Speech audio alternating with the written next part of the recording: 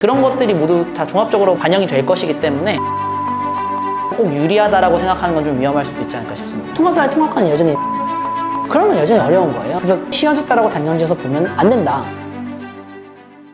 네, 대입 개편안 저희가 최근에 올린 영상에 댓글이 정말 많이 달렸어요. 간단명료하게 설명해 주셨다고 학부모님들이 되게 좋아하셨었는데 질문이 또 너무 많이 달려있는데 거기에 다 일일이 하나하나 답변드리기가 어려우니까 저희가 좀 유의미한 질문들 몇 개를 좀 뽑아봤어요. 거기에 대해서 좀 오늘은 대입 개편안 2탄 학부모님들이 추가적으로 궁금해하시는 사항에 대해서 보충 설명하는 그런 영상을 한번 찍어보려고 합니다. 바로 좀 질문 드릴게요. 일단 내신 관련된 질문이 많았는데요. 내신 등급이 절대평가에다가 상대평가가 병기가 된다면 이거는 그냥 상대평가 아닌가, 절대평가라는 게 존재하는 게 도대체 무슨 의미가 있는 건지 말씀해 주시면 좋을 것 같아요. 교육부에서 발표한 내용 좀 보면은 절대평가의 취지라는 게 원래 있잖아요. 근데 그냥 A, B, C, D 해가지고 90점 넘으면은 A 주고 뭐 80점 넘으면 B 주고 이런 식으로 했을 때 발생할 수 있는 부작용이 그럼 시험 쉽게 나가지고 다 A 받을 수 있게 해주면은 다 높은 점수를 줄 수 있는 거잖아요. 그게 이제 부작용으로 우려되는 부분이어서 이걸 보완하기 위해서 5등급 상대평가 석차 등급을 병기한다 이렇게 되어 있거든요. 그런데 대학 입장에서 봤을 때 실질적으로 더 활용하기 좋은 정보가 무엇이냐 라고 했을 때는 사실 A, B, C, D 절대평가 성적보다는 5등급 상대평가 성적이 더 유의미하게 활용하기 좋은 거죠. 그래서 상대평가 제도처럼 될 가능성이 매우 높아 보이긴 해요. 그래서 절대평가 성취도 A, B, C, D 나오는 게 사실상 원래 취지에 비해서는 거의 상대평가 가깝게 운영될 것이다 라고 보는 게 맞을 것 같긴 합니다. 근데 그렇다고 했을 때 그러면 아예 의미가 없냐? 조금이라도 의미 있을 수 있을 때 생각을 해요. 왜냐면은 생각해보세요. 1, 2, 3, 4, 5등급 상대평가 등급만 존재할 때와 1, 2, 3, 4, 5등급은 존재하면서 A, B, C, D, E도 같이 표기가 되어 있을 때 대학교 입장에서 보면은 지원한 학생 수가 많아지고 표본의 수가 많아지다 보면은 이 A, B, C, D, E 점수를 활용을 조금이라도 할 수 있는 여지가 생기는 거거든요. 그래서 그 A, B, C, D 절대평가 성취도라는 것이 애초에 대학에서 활용을 하기 불가능한 완전히 무의미한 정보는 아닌 거예요. 그렇기 때문에 1, 2, 3, 4, 5등급 제도에 A, B, C, D, E를 약간 결합해가지고 조금이라도 더 유의미하게 학생을 평가할 수 있는 정보로 활용이 될 여지는 있습니다. 왜냐면 거기에 과목 평균도 나오고 원점수도 나오고 그 A, B, C, D별 비율도 나오거든요. 그러니까 그거를 활용해볼 여지는 있어요. 근데 그렇지만 상대평가 등급이라는 게 워낙 강력하기 때문에 이게 얼만큼 상대평가를 보완하는 정보로서 유의미하게 활용될지는 모르겠어요. 상대평가를 무력화시킬 수 있을 정도의 정보는 전혀 아니고요. 근데 오히려 상대평가를 더 정확하게 할 수 있는 정보로 활용될 수도 있긴 있어요. 근데 그래서 어떻게 활용될지는 아직 확실치 않아서 저희는 지켜보긴 해야 됩니다. 예를 들면 이럴 때 의미가 있을 것 같아요. 뭐냐면은 학교 시험이 너무 쉽게 나오거나 너무 어렵게 나올 때 이게 좀 전 유의미하게 쓰일 것 같아요. 그럴 수 있네요. 왜 그러냐면 이런 거예요. 진짜 학교 시험 너무 쉽게 내면 90점 넘었는데도 막 4등급, 5등급 나올 수도 있거든요. 근데 4, 5등급이면은 마치 좀 못한 것처럼 느껴질 수도 있잖아요. 근데 실제 보니까 등급이 A예요. 그러면은 대학교에서 평가를 할 때 얘 그래도 이거 그렇게 못한 거 아니구나 이거 뭐 이렇게 생각할 수 있잖아요. 그리고 반대로 만약에 너무 어려웠어요. 그래가지고 절대평가 등급으로는 뭐 C가 나온 거예요. 그러면 이것만 보면은 얘 되게 이건 못했네? 라고 판단할 수 있는데 C인데도 1등급일 수도 있거든요. 그러니까 그런 의미에서 이걸 상호 보완해주는 역할을 할 수 있다. 억울한 상황이 벌어지는 걸 좀 막아줄 수 있다. 그리고 또 다음 질문이에요. 전 과목 5등급 상대평가 병기를 하게 되면 선택 과목 수강 시에 지금처럼 학생 수 적은 과목을 수강하면 불리한 거 아닌지, 결국 듣고 싶은 과목을 선택하기보다는 등급을 위해서 인원수 많은 선택 과목을 해야 하는 건지 궁금하다고 하십니다. 상대평가 제도가 유지가 되면은 사실 고교학점제의 취지가 되게 무색하게 될 수가 있어요. 내신 따기 좋은 선택 과목 위주로 인원들이 몰리고 이럴 수가 있거든요. 그래가지고 그것 때문에 안 그래도 말이 많아요. 되게 고교학점제 막 시행 이거 가능한 거냐, 하는 게 의미가 있냐 이런 얘기 많이 나오거든요. 요번에 그 5등급 상대평가 제도 발표되면서. 그래서 신청 인원이 많아서 상대적으로 높은 등급을 따기가 용이한 과목으로 쏠리는 현상이 발생할 수 있다가 일반적인 예측인 것 같고요. 근데 이제 무조건 그렇지만은 않을 수도 있는 변수는 뭐냐면은 대학교에서 특정 전공에서 선발을 할 때 특정한 선택 과목을 이수한 학생들을 대상으로만 선발을 한다. 그러면은 설령 내신 따는데 그게 불리하더라도 선택을 해야 될 수도 있겠죠. 그래서 그런 부분들이 변수로서 작용하고 있습니다. 그래서 일반적인 예측은 고교학점제가 그러니까 원래는 약간 하고 싶은 공부 할 수 있게 해주자 약간 이런 거잖아요. 절대평가로 해가지고 좀 자유롭게 선택할 수 있게 해주자 이게 원래 아니었는데, 그래서 고1은 상대평가, 고2, 3은 절대평가 원래 이랬잖아요. 근데 고2, 3도 상대평가를 하게 되면서 학생들이 결국에는 내신 따기 유리한 곳으로 몰리게 되는 거 아니냐 라는 우려가 있고, 실제로 그게 일반적인 예측인 것 같아요. 그렇지만 대학교에서 전공별 선발 요강을 어떻게 만드는지에 따라서 마냥 그렇게만은 되지 않을 수도 있다 이렇게 생각하시면 될 것 같습니다. 그리고 대학교 수시에서 지금 학생 학생부 종합전형 같은 경우는 내신 성적을 단순히 그 수치만 가지고 보지 않거든요. 어떤 과목을 수강했으며 그 안에서 내가 어떻게 활동했는지에 대한 그 세부 능력 특기사항에 나오는 그 내용들, 이런 것들을 되게 종합적으로 봐요, 실제로. 예를 들면 만약에 내가 화학과를 지원했으면서 화학과 관련된 수업을 전혀 듣지 않았어요. 그러니까 이러면 불리할 수 있죠. 그렇기 때문에 뭔가 특정 진로를 희망하는 학생들은 설령 인원수가 조금 적다 하더라도 그 과목을 선택하는 게 더 유리해질 수도 있는 것이고, 그런 것들이 모두 다 종합적으로 반영이 될 것이기 때문에 너무 그냥 인원 많은 것을 선택한다고 꼭 유리하다라고 생각하는 건 좀 위험할 수도 있지 않을까 싶습니다. 그 다음으로 되게 많이 또 댓글이 달린 내용인데요. 특목자사고랑 일반고 중에 어딜 도대체 선택을 해야 되냐, 뭐 달린 질문 중에 이런 거 있었어요. 현재 중학교 1학년인데 의대를 목표로 할 경우 어떤 고등학교로 가는 것이 유리한가요? 그리고 뭐 석차가 표기되는지, 된다면 특목자사고를 가서 상위 등수를 못 받으면 오히려 불리한 거 아닌지, 이런 질문들이 달렸거든요. 여기에 대해서 한번 답변 주시면 좋을 것 같습니다. 그 부분에서 말씀드리면 전 기존과 별로 달라질 바 없다 이렇게 생각해요. 지금 내신 평가 제도가 바뀌었는데 사실 이전과 생각했을 때 방향성은 거의 비슷하다고 보이거든요. 그렇기 때문에 기존에 이제 특목자사고 가는 것과 일반고 갈지 말지 이제 결정하는 데 있어서의 고려 요소들은 전 거의 같다고 생각하고 있고, 그래서 이번 변화를 통해서 뭔가 특정 학교를 가는 게 압도적으로 유리해졌다라고 절대 보시면 안 된다고 생각을 합니다. 좀 더 구체적으로 설명을 드리면, 기존에 그러면 어떻게 선택하는 게 좀 바람직했냐라고 하면 특목자사고 가서도 경쟁력 있는 학생들은 가면 좋다. 근데 가서 경쟁력이 없을 것 같거나 오히려 가서 주눅들 것 같은 학생들, 이런 학생들은 안 가는 게 오히려 좋다. 그러니까 이렇게 말씀을 저희는 드리거든요. 이게 특목자사고 같은 경우 기본적으로 잘하는 애들이 워낙 많기 때문에 되게 도전의식이 있고 뭔가 좀 어려운 환경에서도 주눅들기보다는 승부욕 불타는 학생들 있잖아요. 이런 학생들은 사실 잘 맞아요. 그리고 오히려 되게 좋은 영향을 많이 받을 수 있어요. 근데 저희 학교 같은 경우도 그 지역에 있는 일반고 갔으면 전교 1등 할 수 있었던 애가 여기 와가지고 주눅 들어가지고 거의 전교 이제 뭐 하위권 하면서 3년 내내 되게 힘들어하고, 그러니까 이랬던 학생들도 있거든요. 그러니까 그거는 이제 여전히 유효할 것이다. 왜냐면 어차피 상대평가 제도라는 게 있기 때문에 이렇게 생각하고, 그럼 달라지는 건 뭐냐라고 하면은 기존의 특목고나 각 지역에서도 이제 지역 명문고등학교 있잖아요. 그런 곳에 갔을 때 느꼈던 내신에 대한 압박감이나 부담감, 이런 게 약간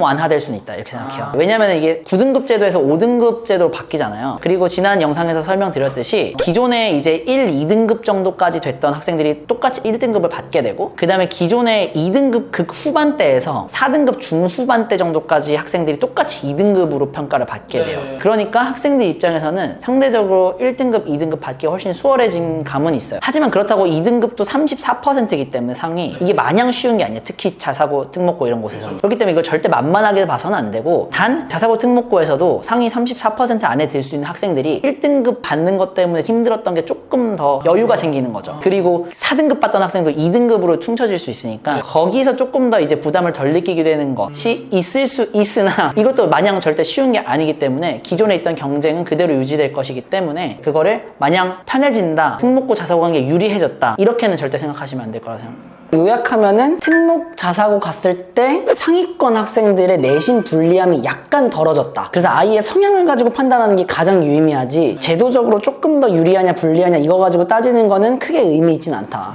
그리고 역사적으로 봤을 때 지금 입시 제도가 지금까지 계속 많이 변해왔잖아요. 입시 제도는 디테일들은 계속 변했지만 사실상 본질은 거의 안 변했어요, 지금까지. 그래서 10년 전, 15년 전 이때랑 지금이랑 저희가 보기에는 사실상 별반 다를 게 없어요. 그래서 요번 개편안도 그렇게 크게 달라진다고 생각할 필요는 없을 것 같다. 그 다음 이제 사실 가장 큰 변화가 있는 부분이죠. 사회과학에 대한 질문인데요. 통합사회, 통합과학은 지금 고1 학생들이 배우는 것과 같은지, 그리고 탐구 영역의 변별력이 줄어들면 수학, 국어의 영향력이 압도적으로 커진다는 말이 있는데, 과연 학교에서 국어와 수학을 제외한 과목 수업이 정상적으로 운영될 수 있을까요? 일단은 통합사회랑 통합과학 같은 경우에는 지금 현재 고1이랑 현재 중2가 고1 됐을 때 배우는 통합사회, 통합과학은 비교해보면 완전히 같진 않아요. 근데 큰 틀에서는 거의 같다고 보시면 됩니다. 지금 중2 학생들 같은 경우에는 2025년에 고1이 되는데, 그때는 2022 교육 개정안이 적용이 되거든요. 근데 복차를 보면은 거의 비슷해요. 제목 조금 바뀌고 하는 정도 차이는 있는데, 막 조금만 뭐 소단원 같은 게 들어가 이런 것들이 있는데, 큰 틀에서 보면은 어차피 그 정도 수준까지 디테일하게 아시는 분들 없거든요. 미리 공부하는 학생도 없고. 그래가지고 큰 틀에서 보면 거의 똑같다 라고 보면은 무방합니다. 그래서 배우는 내용 차원에서 크게 바뀌는 건 없다라고 그냥 생각하시면 쉬울 것 같고요. 그 다음에 이제 통합사회랑 통합과학이 고1 때 배우는 과목이잖아요. 그게 이제 수능에 나오다 보면은 그때 배우는 과목의 난이도 자체가 예전에 사회탐구, 과학탐구 고2, 3때 배우는 과목 공부할 때에 비해서 깊이가 떨어질 거잖아요. 깊이가 떨어지다 보니까 여기서는 어려운 문제 내기가 쉽지 않을 것 같다. 그래서 결국에는 이제 뭐 거의 뭐 중3, 고1 수준의 사회과학 내용 가지고 시험 내면은 난이도가 떨어지니까 결국엔 변별력 없어지는 거 아니냐, 이런 예측, 의견, 우려 이런 것들이 많거든요. 그래서 수학과 국어의 변별력이 훨씬 심화될 것 같다라는 의견들이 있어요. 근데 이건 꽤 많은 부모님들의 의견이기도 하면서 입시 전문가들도 그런 얘기들을 많이 하더라고요. 그래서 국어, 수학 변별력이 높아질 수도 있다 생각해요. 근데 그렇지만 수능에서의 사회와 과학의 변별력이 통합사회, 통합과학이기 때문에 변별력이 낮을 것이냐라고 봤을 때 저는 그렇지만은 않을 것 같기도 해요. 왜냐하면은 깊이는 얕아졌지만 공부에 대한 범위는 되게 넓어진 거거든요. 옛날에는 물, 화, 생지 중에 선택 2개 하면 됐는데 지금 다 해야 되거든요. 얕아졌지만 봐야 되는 범위가 넓어졌어요. 그럼 사실상 변별력 있게 시험 문제 내는 게 생각보다 더 쉬울 수도 있거든요. 공부에 대한 범위가 넓어졌기 때문에. 그래가지고 변별력이 낮아졌다라고 마냥 단정지어서 보면 저는 안 된다 생각합니다. 실제로 교육 전문가분들 중에서 그렇게 보시는 분들도 많아요. 그래가지고 무조건 통사 통과는 뭐 되게 쉬운 거, 영어처럼 거저먹는 걸로 막 되는 거 아니냐 이런 우려가 있는데, 아니다. 영어가 변별력이 떨어진 이유는 제가 봤을 때 절대평가 때문이에요. 절대평가 제도를 시행하니까 그렇게 된 거지, 통합사회 통합과는 여전히 상대평가거든요. 그러면 여전히 어렵고 그 4% 안에 드는 건 어려운 거예요. 그래서 그게 쉬워졌다라고 단정지어서 보면 안 된다라는 말씀을 드리고요. 다만 국어와 수학의 변별력 내지는 대입에 있어서의 중요도가 더 높아질 것이다 라는 의견이 꽤 많기 때문에 그 부분은 저희가 무시할 수 없는 의견을 생각하긴 합니다. 그래서 국어랑 수학 되게 더 중요해지는 건 맞을 가능성이 높다고 보고요. 다만 사회과학 무시해서는 안 된다, 이 정도로 말씀드릴 수 있을 것 같습니다. 그리고 정말 착각하면 안 되시는 게 고1 과목이라고 해가지고 어렵게 못 내는 거 절대 아닐 거라고 생각해요.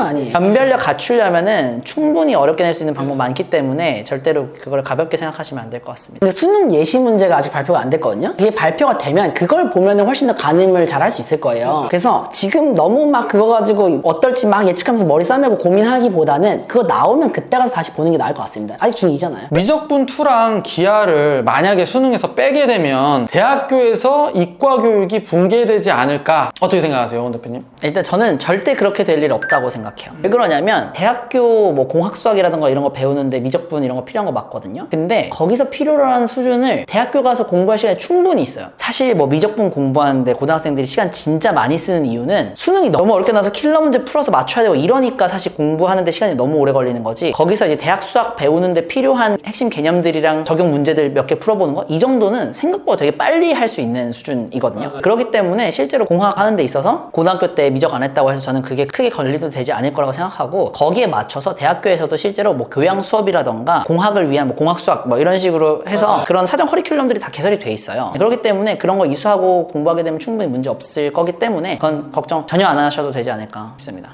저는 근데 그럼 미적분이랑 기하를 우리가 어떻게 접근을 해야 되냐라고 했을 때 저는 이렇게 생각해요. 특히 수시 준비하는 학생들이 정말 자기가 이공계에 관심이 있다면, 저는 선택 과목으로 미적분 할 것 같아요. 왜냐면 본인이 정말 그 진로에 관심이 있다면 이거 공부하는 게 도움되는 거 맞고, 만약에 학생부 종합전형 쓴다고 하면은 그 안에서 결국엔 자기가 이 진로에 얼마나 진지하게 관심이 있는지, 그러니까 이런 것들을 드러내 보여줘야 되거든요. 그랬을 때 사실 이거를 안 한다는 거는 말이 안 돼요. 그래서 정말 진지하게 관심 있는 학생들, 특히 상위권 학생들 같은 경우는 신청 인원수 많은 거랑 무관하게 저는 미적분 선택하는 학생들 꽤 많을 거라고 생각합니다. 질문이 있는데요. 미적분 2랑 기하 중에 선택하는 거죠? 심화수학이요? 네. 아니에요. 기존에 있던 미적분과 기하를 통합한 걸로 되어 있어요. 그래서 심화수학 제도에 있어서 가장 우려하는 점은 뭐냐면, 심화수학 제도가 확정이 되고 그 다음 만약에 특정 대학에서 심화수학을 이제 필수로 지정을 한다, 그러면 결국엔 그 학생들은 기존 선택 과목 제도로 따지면 확통, 미적, 기하를 다 해야 되는 거예요. 그러니까 공부량이 엄청 많아지는 거죠. 저는 그래서 실질적인 학생들의 학습 부담이 더 증가하는 방향으로 이어질 가능성도 있다. 이렇게 질문 주신 부분들 말고도 그 외에도 지난 1편에서 저희가 다루지 못했던 내용들이 있다면 좀 추가적으로 해주실 수 있는 말씀 있다면 좀 해주시면 좋을 것 같습니다. 이런 얘기가 좀 얼마나 공감되실지 모르겠는데, 저는 부모님들이 입시 제도를 대하실 때 이렇게 생각하면 좋겠다 좀 드리고 싶은 말씀이 있는데, 결국엔 그러니까 입시 제도가 어떻게 바뀐다 하더라도 대학 입장에서 학생들을 분명히 분별할 수 있게 되어 있을 거예요. 그럼 우리가 가져야 되는 태도는 무엇이냐 라고 하면, 저는 구체적인 그 제도 자체에 뭐 어떤 게 유리하다 이런 거를 따지기보다는 그냥 입장 바꿔서 내가 대학 교수면 어떤 아이를 뽑고 싶을까 라는 관점에서 접근하시는 게 가장 좋다고 생각해요. 좀 과장해서 얘기하면은 나 아니면 누구 뽑냐 라는 말이 나올 수 있도록 그냥 준비하면 된다. 실제로 제 제자 중에서 어떤 친구가 있었냐면, 학생부 종합전형으로 이제 본인이 원하는 학교를 간 친구인데, 그 친구가 실제 작년 기준으로 그 학교 합격 합격 내신 등급, 합격 커트보다 성적이 낮았어요. 그러니까 평균 성적보다 낮은 게 아니라 최저 등급보다 등급이 낮았어요. 그래가지고 제가 그 친구 안 될 줄 알았어요, 그 학교. 근데 대박인 게 뭐냐면 제가 그 친구 수시 준비하는 걸 도와줬었는데 생기부랑 자소서를 보는데 제가 그 친구한테 했던 얘기 했어요. 야, 내가 교수님입니다. 너 뽑고 싶을 것 같다. 이런 얘기를 했거든요. 그 대박인 게 뭐냐면 그 친구가 장학생으로 합격했어요. 그러니까 저는 결국에는 입학 제도들이 바뀐다고 해도 결국에는 그 학생 선발하는 건 대학교 교수님들이잖아요. 결국 교수님들은 본인이 뽑고 싶은 애들 뽑는 거예요. 그랬을 때 정말 그 뽑고 싶은 애들이 누구냐? 그 분야의 진정성을 가지고 정말 열심히 준비한 아이들일 거거든요. 그런 것들은 생기부에 그대로 녹아 들어가 있기 마련이에요. 그래가지고 이거를 단순히 인원수 많은 과목 하는 게 유리하다, 그러니까 이런 식으로 약간 편협하게 생각해서는 저는 오히려 정말 좋은 성과를 만들어내기 어렵다고 생각하고, 정말 그냥 내가 하고 싶은 분야에 있어서 내가 정말 인재가 되기 위한 관점에서 나의 과목 커리큘럼을 설계를 하고, 그랬을 때 그 안에서 내가 정말 여기서 그 진정성과 그런 노력을 드러낼 수 있다면은 전 충분히 좋은 결과 낼 수 있을 거라고 생각해요. 그리고 저희 때도 그렇고 형 때도 그렇고 지금도 그렇고 보면은 정말 잘하는 친구들 같은 경우에는 제도의 변화에 그렇게 일희일비하지 않아요. 잘. 왜냐면 기본적으로는 사실 국영수 제일 중요한 거 그냥 여전히 변함없고, 다만 이제 영어 좀 약해지니까 그만큼 조금 덜 해도 되고 이런 정도의 미세한 조정들이 있을 뿐이지 기본적으로 큰 틀에서 공부가 바뀌는 건 아니거든요. 기본적인 공부의 본질들은 거의 다 그대로기 때문에 너무 여기에 막 마음 쓰면서 이거 파고 계시지 마시고, 아이들한테도 너무 영향 주지 않게끔 막 뭐 어떡하냐 무슨 뭐 이런 식으로 너무 불안해하는 모습 비치지 마시고, 원래 하던 대로 국영수 공부 열심히 하고 탐구해야 될 때 하고 이렇게 그냥 공부하면 되는 거니까 너무 불안해하지 않으셨으면 좋겠습니다. 결론, 너무 불안해하시지 말고 그냥 본질에 집중하면 된다. 딱 깔끔하게 정리 감사합니다.